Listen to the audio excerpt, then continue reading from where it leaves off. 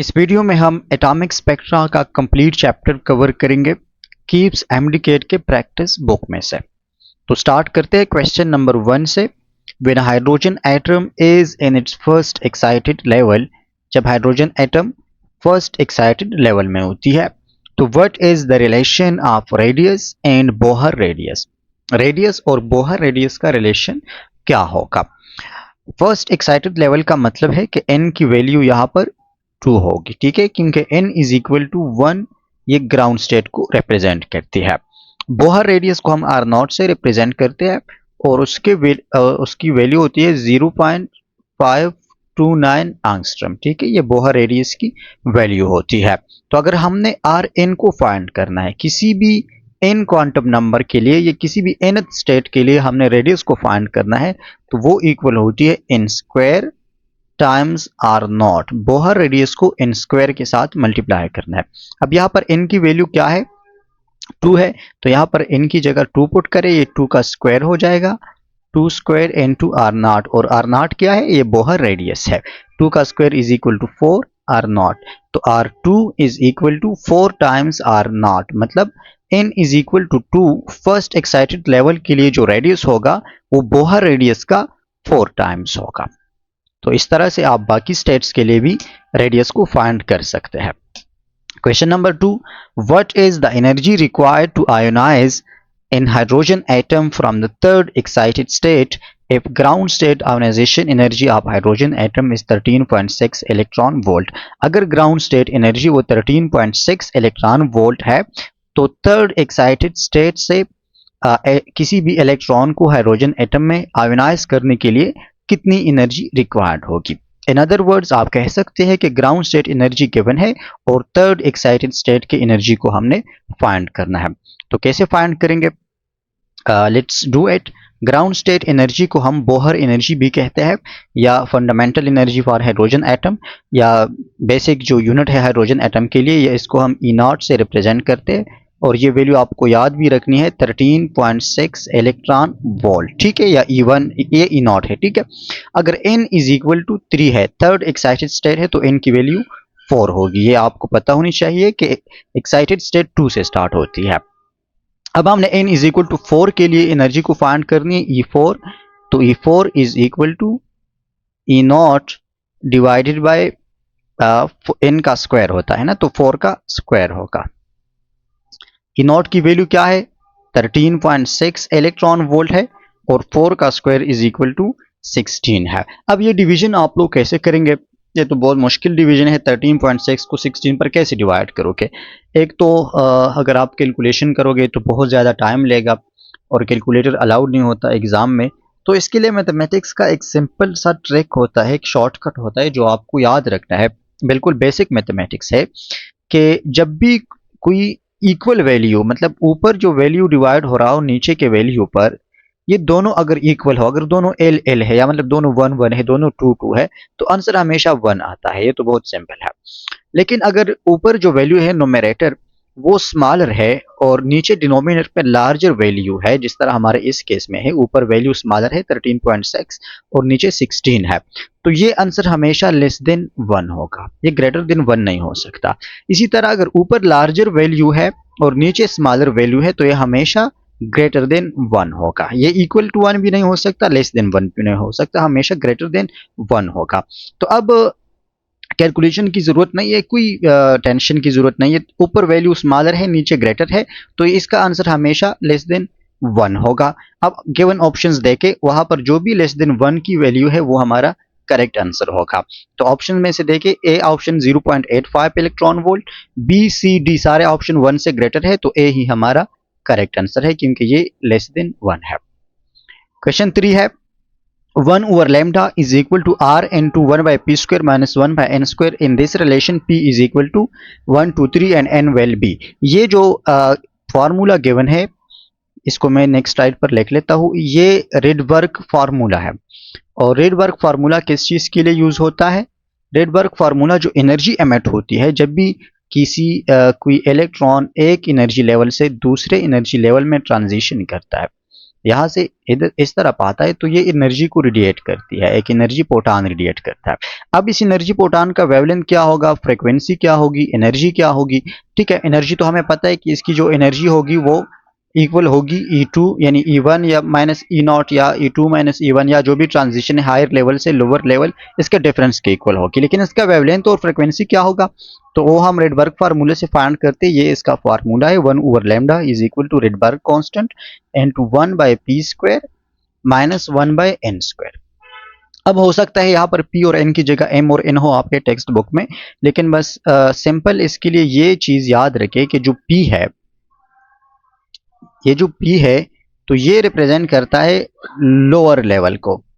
ठीक है, जिसमें ट्रांजिशन हो रहा है, ये लोअर लेवल को या लोअर स्टेट को रिप्रेजेंट करता है जिसमें इलेक्ट्रॉन आ रहा है या जिस पर टर्मिनेट हो रहा है। और ये जो n है ये हायर लेवल को रिप्रेजेंट करता है, ये वाला जो सेकंड टर्म है। तो अब अगर m हो तो वो हायर स्टेट होगा, यहाँ पर n हो तो n लोअर स्टेट होगा। इतना आप लोगों ने याद रखना है।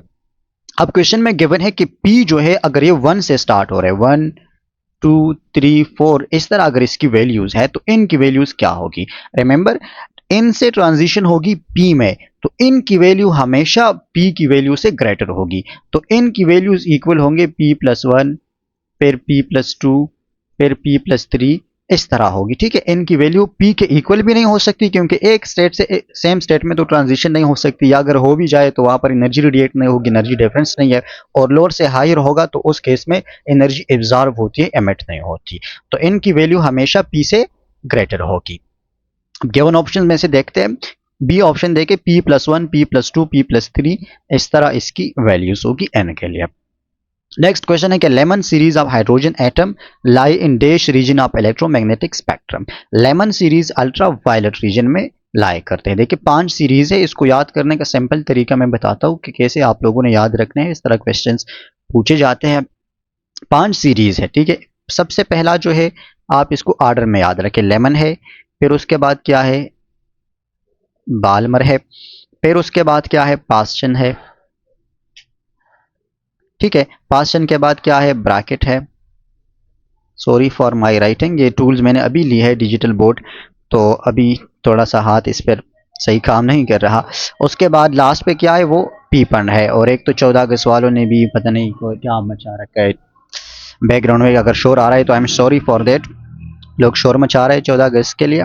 तो ये 5 सीरीज है। एक तो आपने इनको ऑर्डर में याद रखना है कि सबसे पहला कौन सा है, फिर उसके बाद कौन सा है, फिर उसके बाद कौन सा है। तो इसमें से सिर्फ एक सीरीज जो है, एक सीरीज वो अल्ट्रा वायलेट में लाया करता है, अल्ट्रा वायलेट में। और वो ये जो पहला सीरीज है ये अल्ट्रा वायलेट रीजन में है, लेमन सीरीज। जो दूसरा सीरीज है सिर्फ एक ही जो है वो विजिबल रीजन में लाया करता है। ठीक है, विजिबल रीजन में। और जो बाकी 3 है तो ये तीनों के तीनों इंफ्रारेड में लाया करते हैं, ये तीनों के तीनों इंफ्रारेड में लाया करते हैं। इसको याद इस तरह रखिए कि जो इलेक्ट्रोमैग्नेटिक स्पेक्ट्रम है ये आप 3 रीजन में डिवाइड कर ले, 3 रीजन में। ठीक है, सबसे ज्यादा एनर्जी एक रीजन ये अल्ट्रा वायलेट हो गया, इसकी सबसे ज्यादा एनर्जी होती है। फिर उसके बाद जो है विजिबल हो गई, इसके अल्ट्रा वायलेट से कम होती है। और फिर सबसे कम जो एनर्जी होती है वो इंफ्रा रेड रीजन में होती है। आई आर से रिप्रेजेंट करते हैं ना इंफ्रारेड को, आई एफ से तो नहीं करते। तो मैं आई आर लिख दूं यहाँ पर कि ये इंफ्रा रेड रीजन में लाई करती है, इसकी एनर्जी सबसे कम होती है।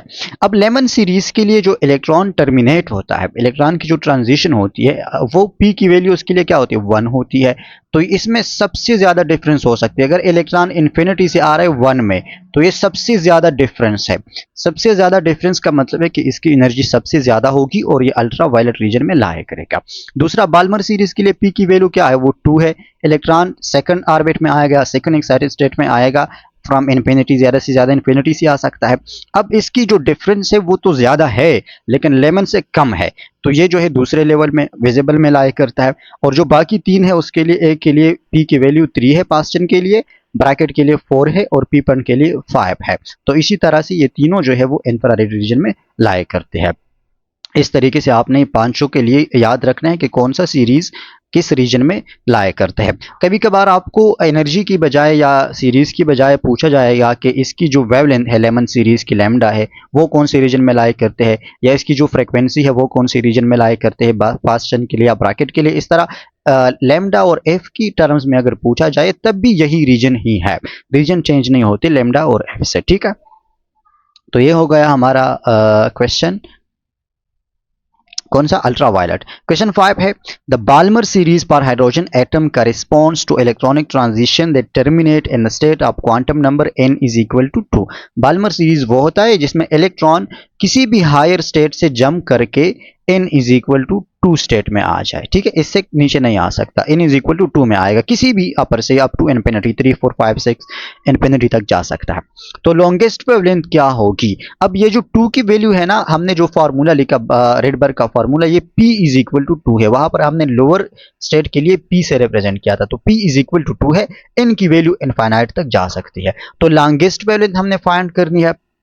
अब लॉन्गेस्ट वेवलेंथ के लिए हम क्या करेंगे, तो वेरी सिंपल है कि लॉन्गेस्ट वेवलेंथ सबसे लॉन्गेस्ट है, तो लॉन्गेस्ट वेवलेंथ का मतलब होता है लॉन्गेस्ट लैम्डा है, तो इसका मतलब है कि सबसे शॉर्टेस्ट फ्रीक्वेंसी, ठीक है, दोनों इनवर्सली रिलेटेड है। तो शॉर्टेस्ट फ्रीक्वेंसी, और शॉर्टेस्ट फ्रीक्वेंसी का मतलब होता है कि smallest amount of energy, energy सबसे स्मॉलेस्ट होगी। अब सबसे कम एनर्जी कब हो सकती है, अगर p इज इक्वल टू 2 है, टर्मिनेशन का जो स्टेट है वो 2 है, तो कौन से स्टेट से इलेक्ट्रॉन 2 में आएगा, तो सबसे कम एनर्जी होगी। अब एडजेसेंट स्टेट से आएगा, जाहिर सी बात है, अगर n इज इक्वल टू 3 से आ जाए electron p is equal to 2 में, तो n में जो डिफरेंस है वो सबसे कम है, तो सबसे कम डिफरेंस का मतलब है कि सबसे कम एनर्जी होगी, शॉर्टेस्ट फ्रीक्वेंसी होगी और लॉन्गेस्ट वेवलेंथ होगी। तो n की वैल्यू हम 3 पुट करेंगे फार्मूले में, p की वैल्यू 2 पुट करेंगे और इसको सॉल्व करेंगे, 1 over lambda is equal to r n to 1 over p square है, p की जगह 2 पुट करेंगे, 2 का square is equal to 4 minus 1 by n square है, मैं डायरेक्ट करता हूँ, इतना मुश्किल नहीं है। n इज इक्वल टू 3 है, 3 का स्क्वायर क्या आ जाता है, 9 आ जाता है। अब इसको सॉल्व करें तो ये क्या आ जाएगा, r अपनी जगह पर 1 बाई 4 माइनस 1 बाई 9, एलसीएम लेना है। एलसीएम हम ऐसा नंबर चूज करते हैं जो 4 और 9 दोनों पर इक्वली डिवाइड हो जाए, तो ऐसा नंबर कौन है, ये 36 है। 36 4 पर भी इक्वली डिवाइड होता है, 9 पर भी इक्वली डिवाइड होता है। फिर उसको 4 पर डिवाइड करें तो 9 आ जाता है, और इसके साथ 9 को मल्टीप्लाई करें तो 9 1 जा 9, माइनस अपनी जगह आएगा, 36 को 9 पर डिवाइड करें तो 4 आ जाता है, और उसको ऊपर 1 के साथ मल्टीप्लाई करके वो भी 4 ही आ जाता है। तो अब क्या है, 1 ओवर लेमडा, इस यहाँ पर 1 ओवर लेमडा है, और 9 माइनस 4 और अपनी जगह 9 minus 4 is equal to 5 divided by 36। लेकिन ये जो हमारे पास आंसर आ गया 5r बाई 36, बहुत ख्याल रखना है, आप यहाँ पर गलती के चांसेस ज़्यादा हो जाते हैं। ये जो हमारे पास आंसर आ गया है ये 1 ओवर लेमडा के लिए है, और हमसे पूछा गया है लेमडा, हमने लेमडा फाइंड करने, तो क्या करेंगे, लेमडा को ऊपर लेके जाएंगे और इसको भी उल्टा करेंगे तो लेमडा की वैल्यू आ जाएगी। लेमडा इज इक्वल टू, यहाँ पर 36 नीचे है तो ये ऊपर चला जाएगा, 36 बाय 5r, ठीक है, बाय 5r, r भी जो है वो डिनोमिनेटर में आ जाएगा, तो 36 बाय 5r ये हमारा करेक्ट आंसर होगा। 36 बाय 5r ऑप्शन सी है, ठीक है, यहाँ पर सी ऑप्शन है। नेक्स्ट जाते हैं क्वेश्चन नंबर 6 की तरफ। वीडियो पूरी देखनी है, लेक्चर को हर हाल में एक ही वीडियो में कंप्लीट करना है। The hydrogen atom are excited to the stationary state designated by a principal quantum number n is equal to 4. The number of maximum spectral lines are observing. Hydrogen atom है और ये excited होता है किस state तक, n is equal to 4 state है। n is equal to 4 state में number of spectral lines कितनी होगी, तो ये फार्मूले भी अपने साथ लेके मैं इन पे बता भी दूंगा कि जो नंबर ऑफ स्पेक्ट्रल लाइंस है, अगर मैं इसको कैपिटल n से रिप्रेजेंट करूँ तो इसका फार्मूला होता है n to n minus 1 divide by 2। आप जिस भी स्टेट के लिए number of spectral lines find करते हैं बस उसकी वैल्यू यहाँ पर स्मॉल n की जगह पुट करें तो आपके पास नंबर ऑफ स्पेक्ट्रल लाइंस आ जाएगी। यहाँ पर इन स्मॉल n 4 है तो 4 into 4 minus 1 divided by 2, अब टू 1 जा 2, टू 2 जा 4 आ जाएगा, 2 into 4 minus 1 is equal to 3 and 2 multiplied by 3 is equal to 6, तो 6 हमारा करेक्ट आंसर है। अगला क्वेश्चन नंबर 7 है, Brackett series is obtained when all the transition of electron terminate at, Brackett series के लिए इलेक्ट्रॉन्स कौन से, मतलब p की वैल्यू क्या है, कौन से ऑर्बिट में इलेक्ट्रॉन्स आएंगे, तो वो ब्रैकेट सीरीज में इलेक्ट्रोमैग्नेटिक रेडिएशन को एमिट करेगी। ब्रैकेट सीरीज कौन से नंबर पर, 4th नंबर पर आते हैं ना, तो 4th ऑर्बिट में आएगा, ठीक है। आपको बस इसको सिर्फ ऑर्डर में याद रखना है, फिर ये सारे क्वेश्चंस हो जाएंगे। Question 8, number of emission spectra are, कितने नंबर ऑफ एमिशन स्पेक्ट्रा होती है? 3 होती है। बैंड स्पेक्ट्रा होती है एक लाइन स्पेक्ट्रा होती है और एक जो है वो कंटिन्यूअस स्पेक्ट्रा होती है। तो 3 टाइप्स ऑफ स्पेक्ट्रा होती है। क्वेश्चन 9 है, when electron jumps from nth orbit to pth orbit in a hydrogen atom, then the wavelength of the emitted radiation is given by। तो wavelength को हम किस फार्मूले से फाइंड करते हैं? रेडबर्ग फार्मूले से फाइंड करते हैं। और रेडबर्ग फार्मूला का जो करेक्ट फॉर्म है वो कौन सा है? यही क्वेश्चन में पूछ रहे हैं, ऑप्शन ए है, ये रेडबर्ग फार्मूला है, ये भी आप लोगों ने याद रखनी है। क्वेश्चन 10 है, photon of highest frequency emitted in Lyman series is given as. Highest frequency का फोटोन, उसके लिए हमने फाइंड करना है लेमन सीरीज में, ठीक है। लेमन सीरीज का मतलब है कि पी की वैल्यू क्या होगी? पी की वैल्यू 1 होगी। बस आप सिर्फ इन सीरीज का नाम सुने और आपको पी का पता चले तो बाकी क्वेश्चन खुद बहुत सॉल्व हो जाएगा। और हमने हाईएस्ट फ्रीक्वेंसी फाइंड करनी है, तो हाईएस्ट फ्रीक्वेंसी का मतलब शॉर्टेस्ट वेवलेंथ होगा और हाईएस्ट एनर्जी होगी। तो चलिए इसको भी सॉल्व कर लेते हैं। रेडबर्ग फार्मूला लिख ले, 1 over lambda is equal to R into 1 by P square minus 1 by N square, ये रेडबर्ग का फॉर्मूला है। हाईएस्ट फ्रीक्वेंसी है, हाईएस्ट फ्रीक्वेंसी का पी की वैल्यू, पहले तो पी की वैल्यू लिखे, पी की वैल्यू यहाँ पर फिक्स है, ठीक है। पी इज इक्वल टू 1 है क्योंकि लेमन सीरीज है। अगर बाल्मर सीरीज होता तो पी की वैल्यू 2 फिक्स्ड होती, अगर पास्टन होता तो पी की वैल्यू 3 एंड वाइस वर्सा। अब एन की वैल्यू क्या हो सकती है? हाईएस्ट एनर्जी, ज्यादा से ज्यादा एनर्जी कब एमिट होगी? तब एमिट होगी जब डिफरेंस सबसे ज्यादा हो। और डिफरेंस सबसे ज्यादा कब हो सकती है? जब इलेक्ट्रॉन जो है वो P is equal to 1 state में आए, कहां से? बिल्कुल इन्फिनिटी से आ जाए। तो एन की वैल्यू को हम इन्फिनिटी पुट करेंगे। गिवन फार्मूलाज में वैल्यूज को पुट करें, आर 1 बाय 1 स्क्वायर से भी 1 आता है और 1 बाय 1 से भी 1 ही आ जाएगा, माइनस 1 डिवाइड बाय इन्फिनिटी का स्क्वायर, तो इन्फिनिटी का स्क्वायर भी इन्फिनिटी ही होती है। अब यहाँ पर रेडबर्ग कांस्टेंट है, इसके साथ एच भी लिखते हैं हम, समटाइम्स कभी लिखते कभी नहीं, लेकिन चलो लिखना है लिखे, नहीं लिखना तो ना लिखे। 1 over infinity, everything divide by 0 is equal to infinity and everything divide by infinity is equal to 0। ये मैथमेटिक्स का ये शॉर्ट ट्रिक या जो शॉर्टकट है, याद रखिए, ठीक है। फार्मूला है या इक्वेशन है, जो भी आप इसको बोले। तो यहाँ से 0 आ जाएगा and 1 minus 0 is equal to 1। तो इट मीन्स के 1 over lambda is equal to Rydberg constant. और अगर हमने वेवलेंथ, ये 1 ओवर लैम्डा के लिए है, ठीक है। अब हमने क्या फाइंड करना है? हमने फाइंड करना है फ्रीक्वेंसी को, हाईएस्ट फ्रीक्वेंसी को हमने फाइंड करना है। ये 1 ओवर लैम्डा की वैल्यू आ गई। अब फ्रीक्वेंसी को हमने किस तरह फाइंड करना है? तो v is equal to F lambda का फार्मूला यूज करेंगे। इलेक्ट्रोमैग्नेटिक रेडिएशन है तो velocity is equal to speed of light, c के इक्वल हो जाएगी, ठीक है। Is equal to F lambda. Frequency find करने है तो लैम्डा को इस साइड पर ले आए, तो f is equal to C over lambda हो जाएगा। और 1 ओवर लैम्डा की जगह पर क्या पुट करें? r पुट करें। 1 ओवर लैम्डा की जगह पर r पुट करें तो ये सी आर हो जाएगा। ओवरऑल हमारे पास फ्रीक्वेंसी का फार्मूला आ जाएगा, f is equal to C R. केवल ऑप्शन में से देखें, f is equal to C R या आर सी सी आर दोनों एक ही बात है, ऑप्शन सी गिवन है। 11 क्वेश्चन है, which of the following is true for number of spectral lines is going from Lemon series to Pepin series। जब भी हम लेमन सीरीज से यानी p इज इक्वल टू 1 से जाते हैं p इज इक्वल टू 5 तक, लेमन से पीपन की तरफ जाते हैं, तो नंबर ऑफ स्पेक्ट्रल लाइंस क्या होती है? इंक्रीज होती है या डिक्रीज होती है? तो सिंपल सी बात है, इसमें इतने, अगर आप इसको यहाँ पर n की जगह पर 1 पुट करेंगे ना, तो नंबर ऑफ स्पेक्ट्रल लाइंस क्या आ जाएगी? 1 इंटू 1 माइनस 1, 0 0, बिल्कुल 0 आ जाती है लेमन सीरीज के लिए, ठीक है। 1 minus 1 0, anything 0 divide by anything is equal to 0। अब पीपन के लिए यहाँ पर 5 पुट करें तो वो क्या आ जाएगी? उसकी value 5 into 5 minus 5 into 5 minus 1 is equal to 4 आ जाएगा, और यहाँ पर 2 आ जाएगा, तो 20 divide by 2 is equal to 10 आ जाएगा। तो 0 से 10 की तरफ जाता है, 0 से 10 की तरफ मतलब है कि ये इंक्रीज हो रहा है, number of spectral line increases. तो अगर आपको कंसेप्ट का पता भी नहीं हुआ, आप फार्मूला को यूज करके खुद ही आंसर निकाल सकते हैं।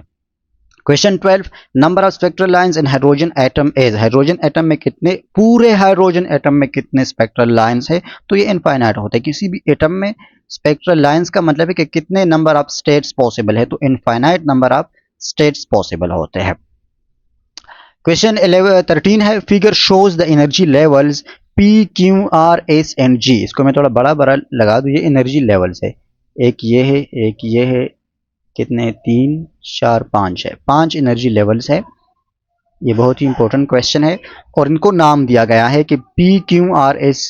P ये P है, ये Q है, ये R है, पेयर क्या है, पेयर एस है और पेयर जी है, एस है और ये जी है, और कहते हैं कि जी इज द ग्राउंड स्टेट, ये वाला जो जी है ना ये ग्राउंड स्टेट है, ठीक है जनाब।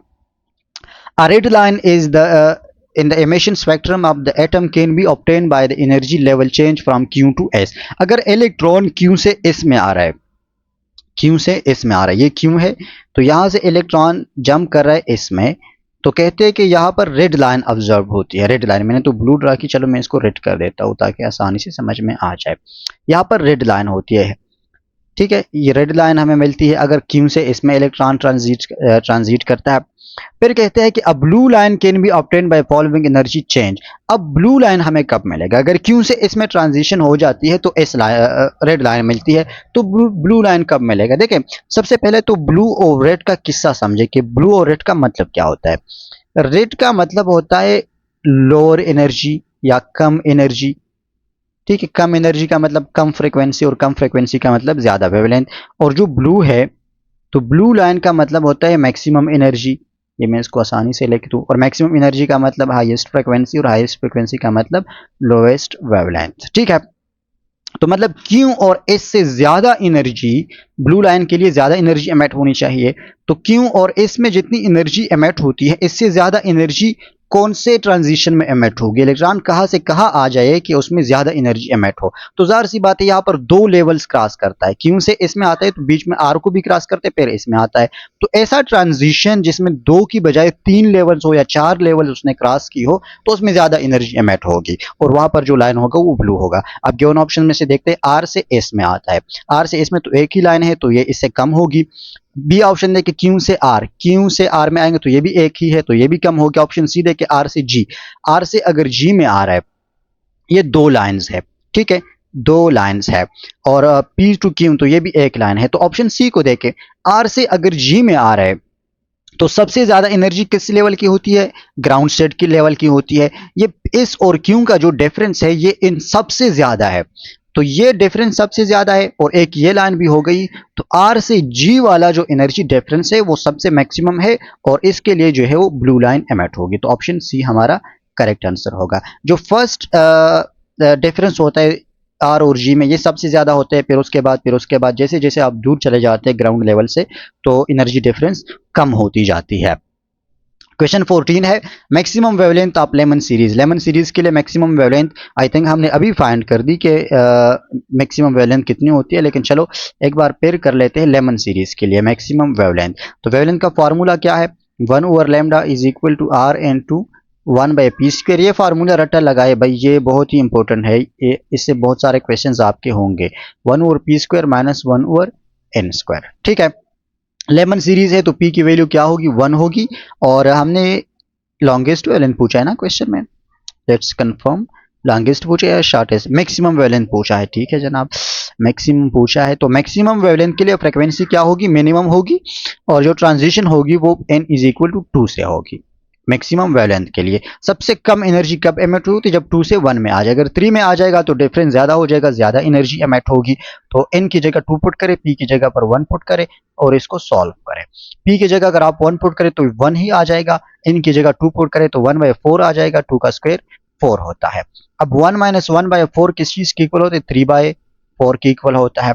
ये 1/λ के लिए आ गई, लैम्डा को हमने फाइंड करने हैं तो इसको भी उल्टा करेंगे तो ये 4r डिवाइड बाय 3 हो जाएगा, 4r डिवाइड बाय 3, 4/3r या 4r डिवाइड बाय 3 है ना मैक्सिमम वेवलेंथ इन लेमन सीरीज। 4/3r है या क्या है यार, कहाँ पर हमने सॉल्व किया इसको, 4/3r, ठीक है, बिल्कुल ठीक है जनाब, 4/3r। तो यही हमारा करेक्ट आंसर है। Question 15, an atom is excited to an energy level E1 from its ground state energy level E0, the wavelength of the radiation emitted is, emitted radiation की wavelength क्या होगी। तो ये भी बहुत सिंपल है, जब वो किसी ग्राउंड एक्साइटेड स्टेट E1 से ग्राउंड स्टेट में आ जाए तो इस दौरान जो रेडिएशन एमिट होगी सबसे ठीक है, ग्राउंड स्टेट से E1 में चला जाता है तो एनर्जी एमिट नहीं होगी ना, यहाँ पर मसला है, क्वेश्चन की सॉल्व ने क्वेश्चन गलत लिखा है। क्यों गलत लिखा है, इसलिए कि ये ग्राउंड स्टेट में है और ये जाता है E1 में, एक्साइटेड स्टेट में जाते, तो इस दौरान एनर्जी एमिट नहीं होगी बल्कि एनर्जी एब्जॉर्ब होगी, ये गलती है, ठीक है। एमिटेड वेवलेंथ नहीं है, एब्जॉर्ब वेवलेंथ है। जब भी इलेक्ट्रॉन लोअर एनर्जी लेवल से हायर में जाते हैं तो वो एनर्जी को एब्जॉर्ब करती है, जब हायर से लोअर में आता है तो वो तब एनर्जी को एमिट करती है। तो ये बुक में मसला है। इन्हीं हाउ हम वेवलेंथ को फाइंड कर लेंगे कि जब E0 से E1 में आ जाता है तो किस वेवलेंथ की फोटोन को वो एब्जॉर्ब करेगा। तो कैसे फाइंड करेंगे? F is equal to M lambda के फार्मूले से ही, V is equal to F lambda के फार्मूले से ही हम फाइंड करेंगे। लेमडा के लिए सॉल्व करें तो lambda is equal to F divide by V, और वी की जगह पर हम क्या लिखेंगे? वी की जगह पर हम लिख सकते हैं सी लिखेंगे ना, स्पीड ऑफ लाइट, ठीक है। एफ डिवाइड बाय सी हो जाएगा। लेकिन अब फ्रीक्वेंसी है तो फ्रीक्वेंसी के लिए तो हमें नहीं पता कि इसकी फ्रीक्वेंसी क्या होगी, तो एक और हमारे पास फार्मूला है and that is E is equal to H F. जो फोटोन की एनर्जी होती है वो एच एफ के इक्वल होती है, और ये इस फोटोन की एनर्जी कितनी होती है? ये डिफरेंस के इक्वल होती है, मतलब E naught minus E one या E one minus E naught इस डिफरेंस के इक्वल होती है, is equal to H F. तो यहाँ से एफ के लिए सॉल्व करें, एच इस साइड पर आ जाएगा, E naught minus H divided by E naught minus E one है, sorry, E naught minus E one divided by H हो जाएगा। अब ये एफ की जगह पर पुट करें यहाँ पर, तो आपको आंसर मिल जाएगा कि lambda is equal to, F की जगह पर ये पुट करें E naught minus E one divide by H और सी अपनी जगह पर। तो इस अमाउंट ऑफ ये जो वेवलेंथ है ये एब्जॉर्ब फोटोन की वेवलेंथ होगी। कहाँ पर है? ये है ऑप्शन ए है, E naught minus E one divide by H C. इतना मुश्किल नहीं है, बस जो चीज़ें इसमें याद रखने की है ना, या जो नोट करने की ज़रूरत है वो मैं आपको एंड पर बता दूंगा। सिर्फ 4-5 चीज़ें हैं जो आप लोग नोट करेंगे अपने साथ, तो इस चैप्टर का पूरा कंसेप्ट या सब कुछ आप लोग खुद बहुत फिर सॉल्व कर सकोगे। ये बिजली आ गई है, आई डोंट नो कि मेरी ये जो पेन की आवाज़ है आप लोगों तक आएगी या नहीं, लेकिन अच्छा, क्वेश्चन नंबर 16 है और इसमें कहते हैं कि which of the transition in hydrogen atom emits a photon of lowest frequency. सबसे कम फ्रीक्वेंसी का फोटोन कौन से ट्रांजिशन में एमिट होगा? तो याद रखिए लोवेस्ट फ्रीक्वेंसी का मतलब लोवेस्ट एनर्जी, और लोवेस्ट एनर्जी तब होगी जब डिफरेंस जो होगी लेवल्स में वो सबसे कम होगी, सबसे मिनिमम। पहले हम डिफरेंस को देखेंगे, सबसे मिनिमम होगी, फिर उसके बाद हम ये देखेंगे कि जो एन की वैल्यूज है वो ग्रेटर होगी तो एनर्जी कम एमिट होगी। ऑप्शन ए में देखें n इज इक्वल टू 2 से n इज इक्वल टू 1, तो ये भी कम होगी, एक ही डिफरेंस है। लेकिन बाकी भी देखते हैं, n इज इक्वल टू 4 से n इज इक्वल टू 3, ये भी कम होगी, ये इनमें भी एक ही लेवल का डिफरेंस है। n is equal to 3, n is equal to 1, ये 2 लेवल का डिफरेंस है तो ये तो नहीं हो सकता। n4 यहाँ पर भी 2 लेवल्स का डिफरेंस है तो ये भी नहीं हो सकता। अब n2 से n1 का जो डिफरेंस है, ठीक है, n2 से जो 1 का डिफरेंस है, और दूसरा क्या है 4 से 3 का डिफरेंस है। तो याद रखें कि यहाँ पर ग्राउंड स्टेट आ रही है, मतलब ये ग्राउंड स्टेट के करीब वैल्यूज है तो इसमें डिफरेंस ज्यादा होगा, जो ग्राउंड स्टेट से दूर है तो इसमें डिफरेंस कम होगा। तो जिसमें डिफरेंस कम वहां पर लोवेस्ट फ्रीक्वेंसी और हाईएस्ट वेवलेंथ होगी। बी हमारा करेक्ट आंसर है। क्वेश्चन नंबर 17 है, during the transition of electron of hydrogen atom from higher orbit to a third orbit a proton of, अगर पी की वैल्यू थर्ड है तो कौन सी सीरीज में एमिशन होगी? 3 है तो पास्टन सीरीज में होगी। ये वैल्यू तो मैंने स्टार्ट में सब कुछ समझा दी है। क्वेश्चन 18 है, the radiations emitted from hydrogen field discharge tube. Hydrogen field discharge tube से जो रेडिएशंस एमिट होती है वो कौन सी स्पेक्ट्रम होती है? वो लाइन स्पेक्ट्रम होती है, ठीक है। हाइड्रोजन गैस का जो स्पेक्ट्रम है वो लाइन स्पेक्ट्रम है, याद रखें। क्वेश्चन 19 है, electron jumps from fourth orbit to second orbit. Second orbit में आती है तो मतलब बाल्मर सीरीज एमिट होगी। गिवन द रेडबर्ग कांस्टेंट की वैल्यू हमें गिवन है, रेडबर्ग कांस्टेंट की फ्रीक्वेंसी एंड हर्ट्ज फाइंड करें एमिटेड रेडिएशन की।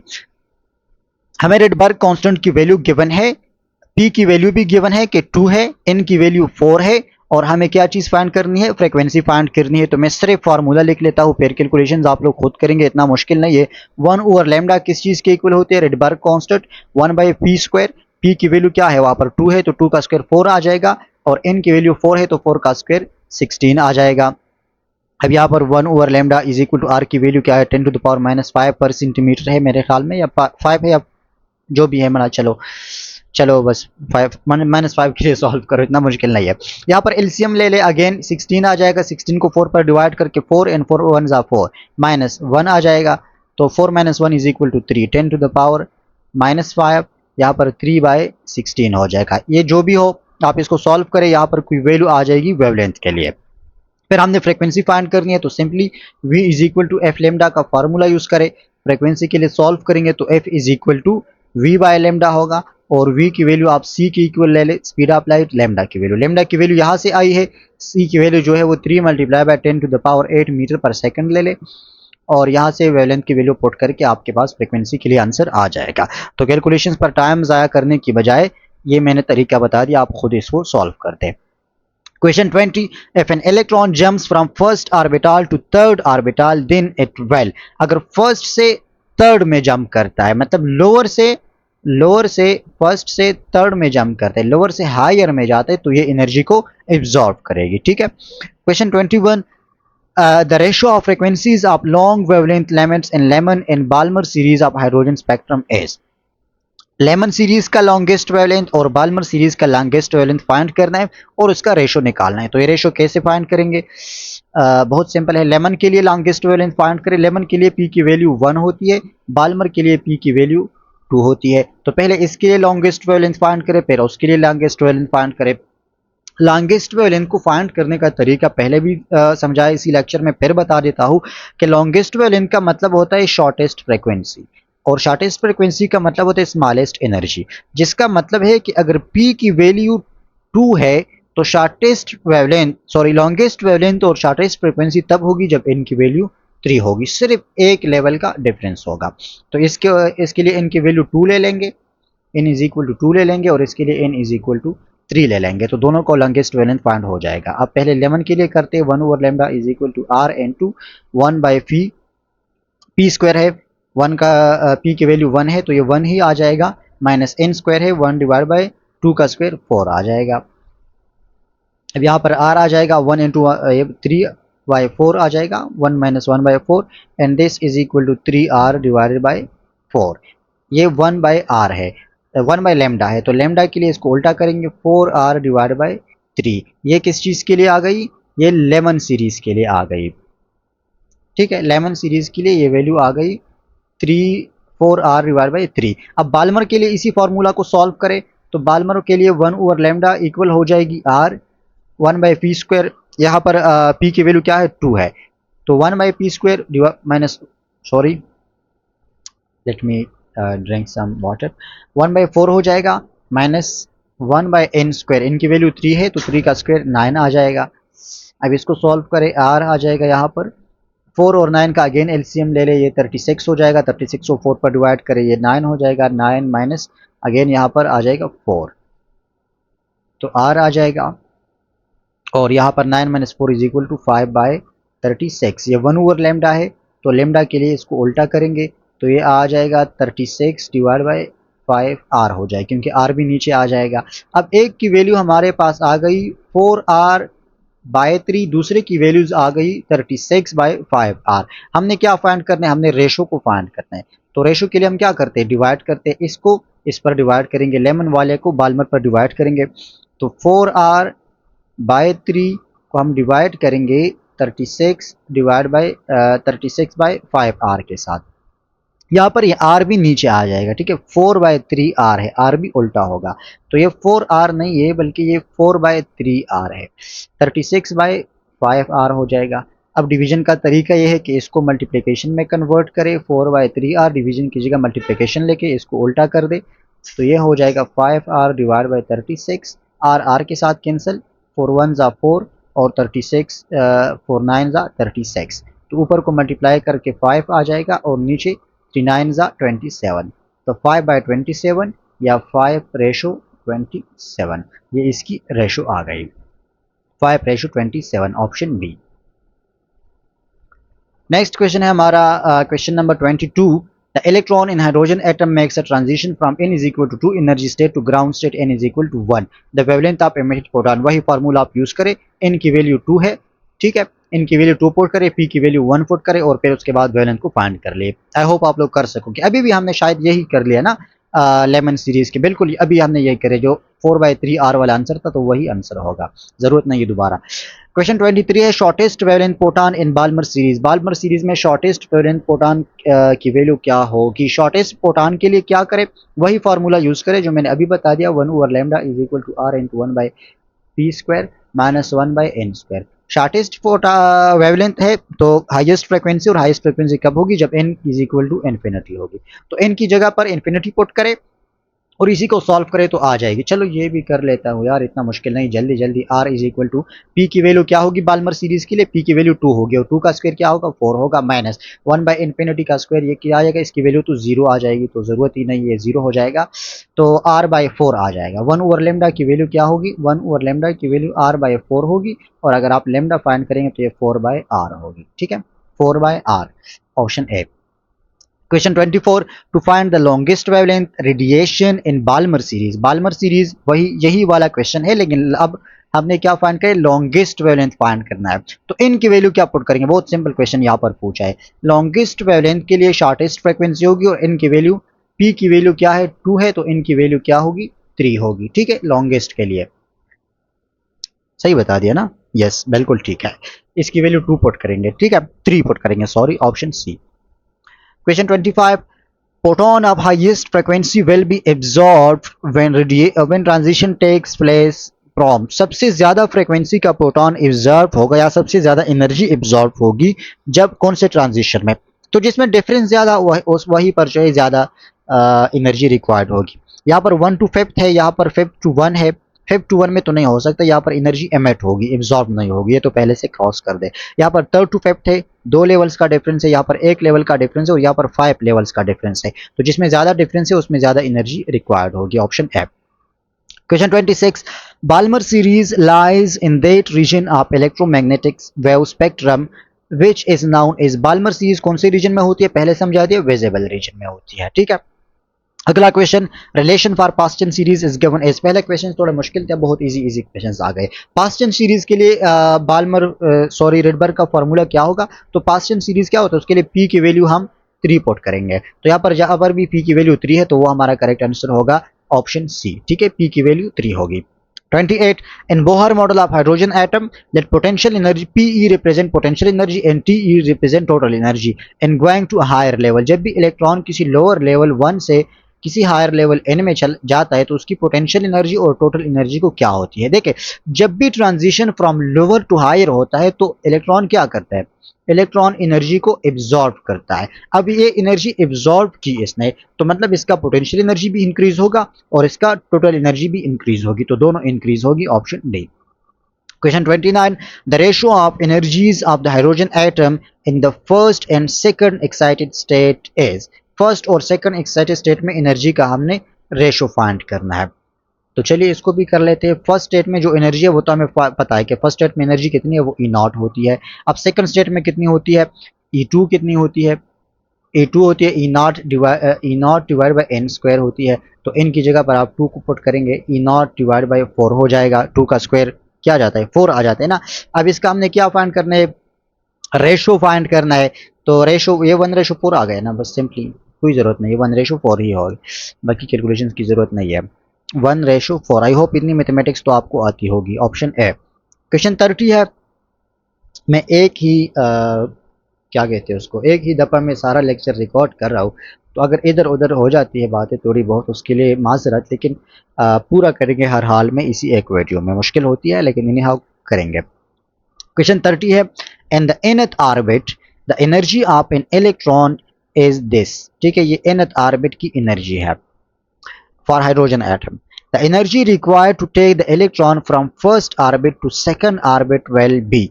फर्स्ट से सेकंड ऑर्बिट में जाने के लिए कितनी एनर्जी रिक्वायर्ड होगी, तो सिंपली जो है n की वैल्यू को 2 पुट करें और आपके पास आंसर आ जाएगा कि इतनी एनर्जी रिक्वायर्ड है, तो वो इन 2 की वैल्यू होगी, सॉरी इसमें भी थोड़े कैलकुलेशंस की ज़रूरत है, और वो ये है कैलकुलेशंस की ज़रूरत कि हमें गिवन है E1 हमें गिवन है ये -13.6 इलेक्ट्रॉन वोल्ट। ठीक है, ये माइनस आयोनाइजेशन एनर्जी के लिए है। अब हमें फाइंड करना है सबसे पहले E2, तो E2 तो किसके इक्वल होगी, -13.6 डिवाइड बाई n², 2 का स्क्वायर 4 हो जाएगा, ये इसके इक्वल होगी, और राउंड अबाउट 3 पॉइंट समथिंग इससे आ जाएगा। एग्जैक्ट कैलकुलेशंस की ज़रूरत नहीं है, आपके पास एग्जाम में टाइम भी नहीं होता और कैलकुलेटर भी अलाउड नहीं होता, तो 3 पॉइंट समथिंग आ जाएगी। अब हमने इसका डिफरेंस फाइंड करना है, E2 माइनस E1 फाइंड करना है, मतलब इतनी एनर्जी इसको रिक्वायर्ड होगी ट्रांजिशन के लिए, तो E2 माइनस E1, E2 की वैल्यू क्या है 3 पॉइंट समथिंग है, माइनस आ जाएगा E1 क्या है माइनस 13.6 इलेक्ट्रॉन वोल्ट है, माइनस 13 पॉइंट, यहाँ पर माइनस भी आएगा, ठीक है, माइनस 3 पॉइंट समथिंग आएगा, तो ये में इसके साथ भी माइनस है, 13.6 है, तो अगेन माइनस 3 पॉइंट समथिंग, और यहाँ पर माइनस माइनस मल्टीप्लाई होकर प्लस हो जाएगा 13.6। अब प्लस 13.6 इसको 13 ही कंसिडर कर ले, तो 13 से प्लस 13 से अगर 3 को माइनस कर लिए आंसर आ जाएगा 10 पॉइंट समथिंग, 10 आ जाएगा और पॉइंट समथिंग। अब ऑप्शंस में देखे जो भी 10 वाला ऑप्शन होगा वो हमारा करेक्ट आंसर होगा, तो ऑप्शन ए ही है 10.2 इलेक्ट्रॉन वोल्ट। एग्जैक्ट कैलकुलेशंस की कोई जरूरत नहीं है। Question 31, ionization potential of hydrogen atom is 13.6 volt, इसकी आयोनाइजेशन पोटेंशियल है। Hydrogen atom in the ground state are excited by monochromatic radiation of photon energy 12.1 electron volt, इतनी energy से वो एक्साइट है, मतलब इतनी एनर्जी मिलती है इलेक्ट्रॉन को। The spectral lines emitted by hydrogen atoms according to Bohr theory will be, number of spectral lines कितने एमिट होंगे अगर इलेक्ट्रॉन को इतनी अमाउंट ऑफ एनर्जी मिल जाए, अगर इतनी एनर्जी मिल जाए इलेक्ट्रॉन को तो नंबर ऑफ स्पेक्ट्रल लाइंस कितनी होगी। देखिए इस क्वेश्चन को सॉल्व करने के दो स्टेप्स हैं, एक ही स्टेप में ये सॉल्व नहीं होता। पहला स्टेप ये है कि इलेक्ट्रॉन की ग्राउंड स्टेट एनर्जी तो हमें गिवन है कि 13.6 इलेक्ट्रॉन वोल्ट है, ठीक है, और उसको वो ऑब्जर्व करती है 12.1 इलेक्ट्रॉन वोल्ट, वो मजीद अब ऑब्जर्व करती है 12.1 इलेक्ट्रॉन वोल्ट। तो पहले हमें फाइंड करना है कि ये इन इज इक्वल टू कौन से स्टेट में जा गया है ये इलेक्ट्रॉन, इसकी ट्रांजिशन ग्राउंड स्टेट से कौन से स्टेट में हुई है, पहले हम इस ट्रांजिशन को फाइंड करेंगे। जब हमें इनकी वैल्यू फाइंड होगी तो फिर हम स्पेक्ट्रल लाइंस का फॉर्मूला यूज करके नंबर ऑफ स्पेक्ट्रल लाइंस को फाइंड करेंगे। बहुत ही इंपॉर्टेंट क्वेश्चन है, पूछा जा सकता है एग्जाम में। तो चलिए देखते हैं कि इनकी वैल्यू को हम कैसे फाइंड करेंगे। हमें पता है कि E N is equal to E naught divide by N square, ठीक है, एन स्क्वायर यानी एन की वैल्यू को फाइंड करना है तो इसको इस साइड पर ले आए, N square is equal to ये ई नॉट अपनी जगह और ई एन यहाँ पर आ जाएगा, ठीक है, N square is equal to E naught divide by E N हो जाएगा। Okay, well and good.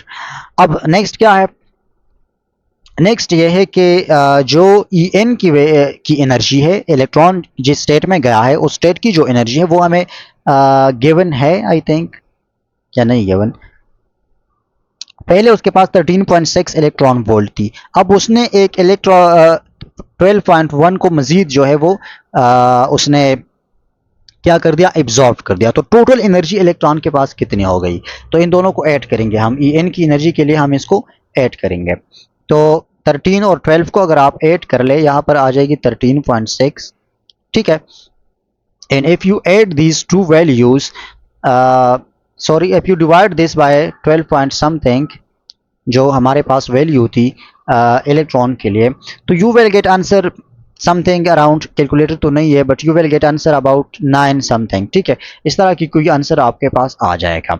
अब N square is equal to अगर 9 है, आप इसको कैलकुलेटर से सॉल्व करें, यहाँ पर मैं देख रहा हूँ कि कोई मिस्टेक है लेकिन मैं सिर्फ मेथड बता रहा हूँ, वो उसको फिलहाल हमें फिगर आउट नहीं करता। N square is equal to 9, some mistake is going on here, आप इसको काइंडली थोड़ा कंफर्म कर ले। तो इन की वैल्यू क्या आ जाएगी, 3 आ जाएगी बाय टेकिंग स्क्वायर रूट। अब इन की वैल्यू 3 है तो n इज इक्वल टू 3 में हमने number of spectral lines find करने हैं।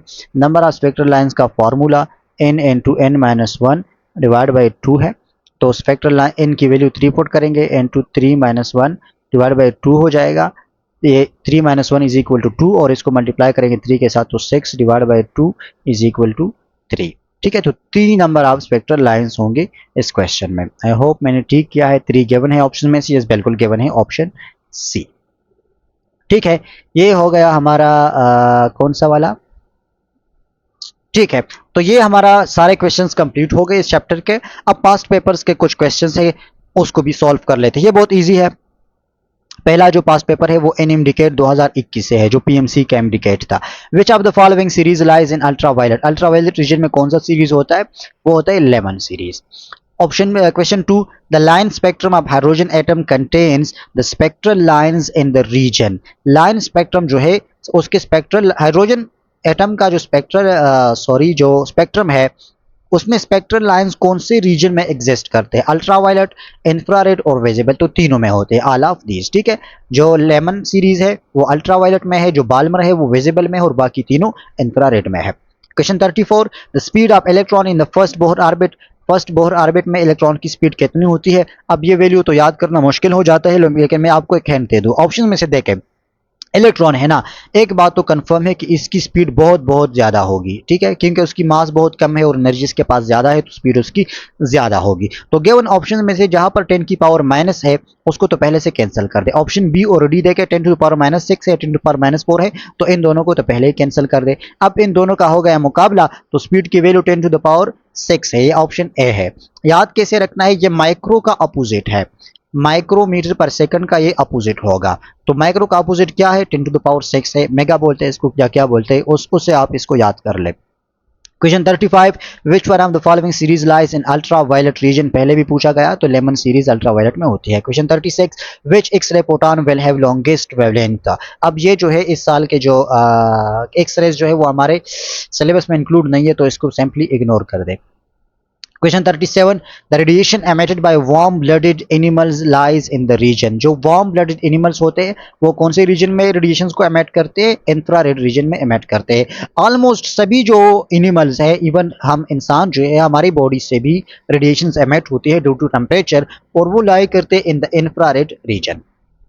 क्वेश्चन 38 है, shortest possible wavelength is associated with, सबसे कम वेवलेंथ किसकी होती है, तो सबसे कम वेवलेंथ उसकी होती है जिसकी सबसे ज्यादा एनर्जी होगी, और सबसे ज्यादा एनर्जी अल्ट्रा वायलेट रीजन की होती है, और अल्ट्रा वायलेट रीजन में लेमन सीरीज एग्जिस्ट करता है, तो इस तरह से याद रखना है। क्वेश्चन 39 है, longest wavelength observe in Balmer series, Balmer series का लॉन्गेस्ट वेवलेंथ अभी हमने फाइंड कर दिया, 36/5 आर था मेरे ख्याल में। पी की वैल्यू को आप 2 पुट करें, एन की वैल्यू को आप 3 पुट करें और फिर उसके बाद सॉल्व करें, तो आपके पास 36/5 था। आई थिंक यही आंसर था। Question 40, shortest wavelength of Lyman series की शॉर्टेस्ट वेवलेंथ को फाइंड करें तो वो आर एच के इक्वल होती है, या सॉरी 1/RH की इक्वल होती है। शॉर्टेस्ट वेवलेंथ हमने फाइंड करनी है लेमन सीरीज के लिए, तो पी की वैल्यू को 1 पुट करें और एन की वैल्यू को 2 पुट करें और इसको सॉल्व करें वेवलेंथ के लिए, तो वो शॉर्टेस्ट वेवलेंथ आ जाएगी। I hope it's RH। Question 41 है, if Rydberg constant for hydrogen atom is RH, then wavelength of the first line in Lemon series is, first line in Lemon series की wavelength को हमने find करनी है। तो first line का मतलब क्या है,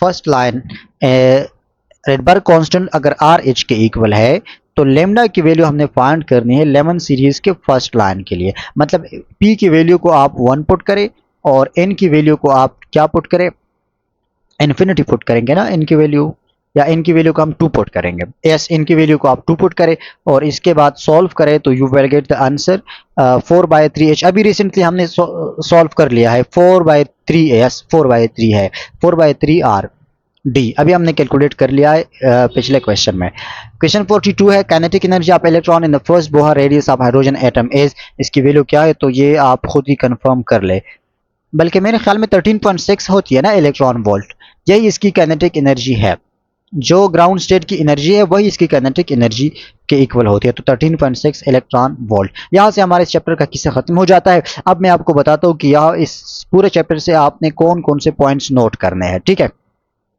या आपको कौन से पॉइंट्स की रिवीजन की जरूरत है, कौन से पॉइंट्स आप लोगों ने याद रखने हैं, या कौन से पॉइंट से आपका पेपर कवर होगा। तो सबसे पहला जो पॉइंट है वो आपने सीरीजेस याद रखने हैं कि लेमन सीरीज जो मैंने स्टार्ट में बता दिया, लेमन, बाल्मर, पास्टन, ब्रैकेट और पीपन, ठीक है, ये सीरीज आपने याद रखने कि इनके लिए P की वैल्यू क्या होती है, मतलब इलेक्ट्रॉन कौन से ऑर्बिट में आता है, तो यहाँ पर P = 1 है, यहाँ पर 2 है, ऑर्डर में याद रखे तो फिर इजीली याद हो गया, 3 है और ये 4 है, ये 5 है, तो सबसे पहले ये चीज़ें याद रखनी है। उसके बाद नंबर ऑफ स्पेक्ट्रल लाइंस का फार्मूला, किसी भी एनर्जी स्टेट में अगर पूछा जाए कि नंबर ऑफ स्पेक्ट्रल लाइंस कितने हैं तो ये फार्मूला यूज़ करें, सिंपली इनकी जगह पर उस स्टेट की वैल्यू को पुट करें। उसके बाद Rydberg formula very very important, R×1/p² -1/n², यहाँ पर n हायर ऑर्बिट को रिप्रेजेंट करते हैं, p लोअर ऑर्बिट को रिप्रेजेंट करता है, और p की वैल्यूज अगर आपको गिवन ना हो, आपको लेमन, बाल्मर, पास्टन इसके टर्म्स में पूछा जाए तो यहाँ से आप लोगों ने p की वैल्यूज को पिक करना है। दूसरी जो चीज़ है वो लॉन्गेस्ट और शॉर्टेस्ट वेवलेंथ के लिए है। तो उसके लिए याद रखना है कि लॉन्गेस्ट वेवलेंथ के लिए फ्रीक्वेंसी शॉर्टेस्ट होगी, ठीक है, फ्रीक्वेंसी क्या होगी, शॉर्टेस्ट होगी, एनर्जी सबसे मिनिमम होगी, और जो ट्रांजिशन होगा अगर p इज इक्वल टू 1 में हो रहा है ट्रांजिशन तो वो n इज इक्वल टू 2 से होगा, वो बिल्कुल एडजेसेंट से होगा। अगर p की वैल्यू 3 है लॉन्गेस्ट के लिए तो n की वैल्यू 4 होगी, एक ही लेवल का इसमें डिफरेंस होगा, एंड वाइस वर्सा। फिर अगर शॉर्टेस्ट पूछा जाए तो वहां पर इन्फिनिटी होगी। दूसरी चीज़ इसमें ये इंपॉर्टेंट हो गई। और उसके बाद किस तरह के क्वेश्चंस हमने सॉल्व किए कि कौन सा सीरीज जो है वो कौन से रीजन में लाया करते हैं, तो उसका भी मैंने बता दिया कि 3 रीजन है, अल्ट्रावायलेट, विजिबल और इंफ्रारेड। तो जो लेमन सीरीज है, पहला सीरीज है वो अल्ट्रावायलेट में, जो दूसरा सीरीज है बाल्मर वो विजिबल में, और बाकी सारे के सारे इंफ्रारेड रीजन में लाया करते हैं। उसके बस यही क्वेश्चन है। इस तरह इस चैप्टर को एक बार फिर आप खुद सॉल्व कर दे तो I hope you will get all the answers. इंशाल्लाह फिर मिलते हैं नेक्स्ट चैप्टर में।